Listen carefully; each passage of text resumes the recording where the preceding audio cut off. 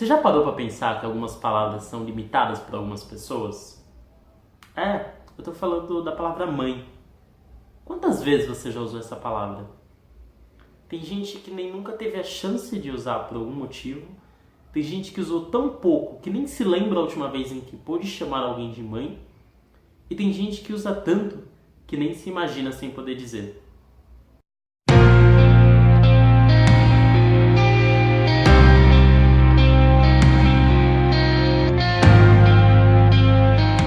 Bom, falar sobre a minha mãe biológica é um grande vazio, na verdade. Isso porque eu não tenho tantas lembranças assim. Então eu meio que me aproprio de lembranças que são dos outros, né? De tantas pessoas falarem, contarem coisas pra gente, soma com o que tá no nosso inconsciente, no nosso subconsciente e para além disso, as poucas lembranças que a gente tem, e a gente constrói uma série de emoções e revive aí meio que sem querer. Bom, como eu falei pra vocês no vídeo anterior, eu tenho 22 anos, eu nasci em 94 e quando eu tinha 3 anos mais ou menos foi quando tudo aconteceu aí, né? Acontece que a relação da minha mãe com meu pai era uma relação extremamente complicada. Eu não tenho detalhes, mas eu sei que os meus pais brigavam muito, que pais que não brigam bastante hoje. Isso foi a tosse do meu cachorro, Tobias. Bom, infelizmente meus pais brigavam bastante e então o clima em casa ele era extremamente complicado em função desse relacionamento pai e mãe aí, que era bem intenso. Meu pai ele era bem agressivo na realidade, então eles tinham várias discussões em que acabava em agressão física, né? Meu pai ele agredia minha mãe. E eu acredito eu que essa reação da minha mãe foi um ápice aí de tudo isso que aconteceu. Então minha mãe, quando eu tinha um pouco mais de 3 anos, ela fugiu de casa. E as circunstâncias em que isso ocorreram foram bem intensas, né? De novo, essas lembranças elas não são só minhas, mas basicamente no momento de fúria, meu pai chegou procurando minha mãe em casa e abriu uma escadinha, né? Meus irmãos me contando isso, e meu pai subiu as escadas atrás da minha mãe não estava em casa, ele foi atrás dela na rua, e aí nesse meio intervalo minha mãe chegou perguntando do meu pai, arrumou tudo, saiu juntando tudo. E quem tem essas memórias com muito mais nitidez, acredito eu, seja minha irmã bem mais velha, porque na época eu já tinha seus 12, 13 anos, então isso deve ser muito mais complicado para ela do que para mim, no sentido de lembrança, né? E acontece que minha mãe juntou um monte de coisa e deu de cara com meu pai quando estava saindo pelo portão. E aí começou, né? Travou uma guerra ali naquele momento, porque meu pai voou pra cima dela. Eu lembro que já teve uma história aí que meu pai já até jogou um botijão de gás, pra cima da minha mãe. Então minha mãe saiu desesperadamente com as coisas na rua, correndo. Pelo que os meus irmãos me falam, a gente saiu atrás dela e ela gritava pra minha irmã mais velha chamar a polícia. E é isso, né? Episódio mãe, infância, primeiro momento, é isso que eu tenho registrado. Bom, acho que depois desse episódio aconteceram uma série de coisas, né? Que a gente tem que conversar em outro momento. Mas basicamente meu pai foi preso, eu fui adotado e aí passaram-se alguns anos.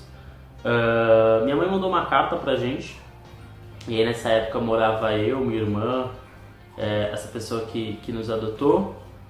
E essa carta ela falava que ela não era uma monstra e tal, e ela queria encontrar a gente, falava uma série de coisas aí sobre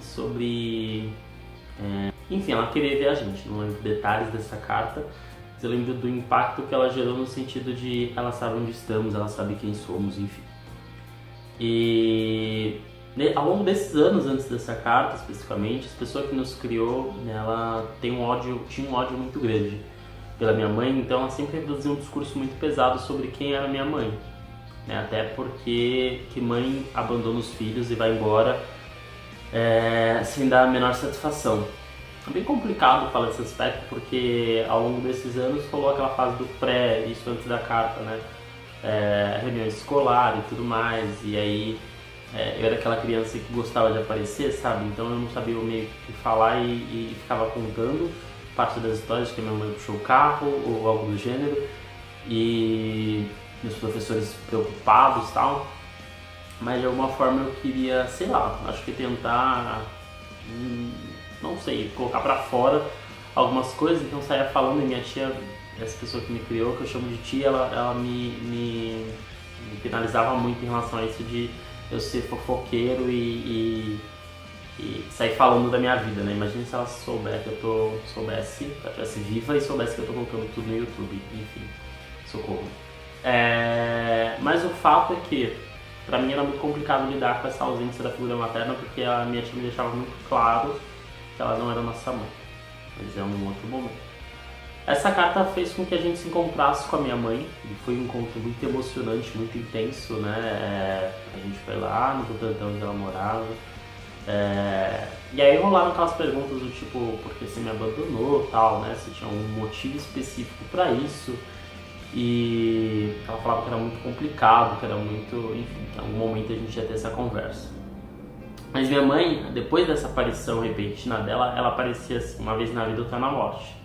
Tanto que eu lembro que teve um Natal, dia 24, de noite, né, quase na hora da ceia, ela ligou, e aí eu fiquei muito mal porque ela ligou, e não porque ela tinha ligado, mas porque ela tinha aparecido, sei lá, a primeira vez naquele ano. E eu falei pra ela que não era legal ela fazer aquilo, que ela sumia e de repente aparecia e tal. Então era muito complicado toda vez que a gente tinha esses momentos com a minha mãe. Teve um momento que ela já veio aqui na Páscoa deixar ovo de Páscoa, mas era só aquele momento que ela aparecia. Teve um ano que ela me chamou pra ir passar o ano novo com ela, e eu fui. E aí era um barraco, assim, né, onde ela morava e tal. E nesse ano novo que eu passei com a minha mãe, a TV ela tava muito chuviscada, não tinha TV a cabo, não tinha nada, tava muito chuviscada. Eu passei tipo horas assim tentando fazer a TV ficar colorida, era uma zona assim, tinha um tapete cheio de sujeira, uma coisa bizarra assim, e um monte de tralha enfim. Mas eu me senti muito feliz por estar com a minha mãe, eu acho. E tinha um banheirinho lá que não tinha nem água quente, mas era um banheirinho ainda no cimento e tal. E aquele famoso banho de canequinha, aquele banho amigo. Ela fez uma salada de chuchu, tinha um pé de chuchu no quintal, eram alguns barracos que tinha naquela casa, naquele espaço, aliás, né? E tinha um pé de chuchu, ela fez uma salada de chuchu com ovo. E naquela virada de ano a gente comeu pão com repolho, uma vinagrete encorpada lá que ela fez. E a gente viu os fogos de artifício de uma laje lá do quintal. E pra mim foi um ano novo muito mágico, na verdade.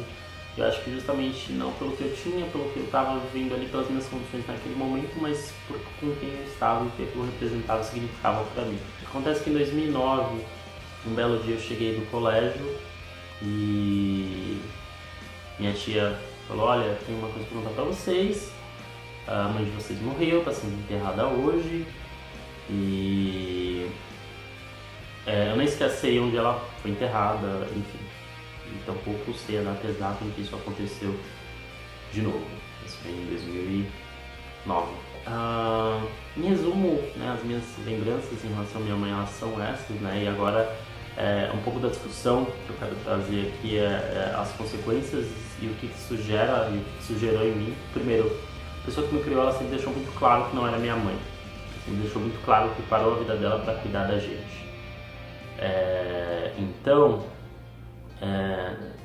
para mim a figura materna ela se fez muito ausente. Eu não sofro o abandono especificamente, o fato da minha mãe ter me abandonado, porque eu não tenho isso tão vivo na minha mente em questão de lembrança. Talvez a minha irmã sofra muito mais que eu, mas eu sinto muito a falta de uma figura materna.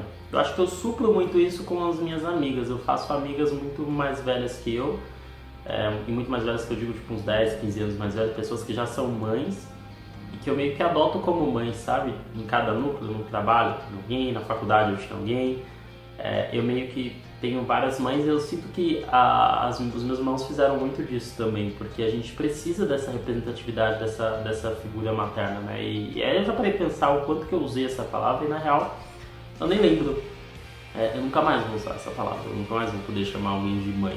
Então, se você hoje tem sua mãe, aproveite isso, né? Tente resolver e sanar toda e qualquer situação de conflito e realmente aproveitar dessa relação, o melhor que ela possa te trazer. Porque uma hora você se vai ou sua mãe se vai e aí você vai ter que ficar lidando com muitas coisas. Porque sim, dói todos os anos você é lembrado no Dia das Mães, você vê seus amigos, você vê amigos com 40, 50, gente muito mais velha que você que ainda tem a mãe e não se imagina sem, e você tem que administrar isso o tempo todo. E é realmente uma tarefa muito difícil, é algo muito pesado, é algo muito complexo. E é algo que mexe, mas que a gente não pode deixar a vida parar em função disso. Às vezes a mãe usa drogas, às vezes a mãe bebe demais, tem várias situações e que o filho optaria por não ter e fala, pô, às vezes eu acho que eu cresci que nem você, eu já ouvi isso, né? Talvez seria mais fácil não ter. E, na verdade, talvez essa sua situação seja um desafio para que você realmente melhore e afunile essa sua relação com a sua mãe. Mas cada um tem um jeito de lidar com isso. Bom, eu vou ficando por aqui nesse episódio. Se você gostou desse vídeo, dá o seu joinha, faça o seu comentário, deixe o seu feedback. É realmente muito importante para mim. E a gente se vê no próximo vídeo. Tchau, um beijo grande. Tamo junto.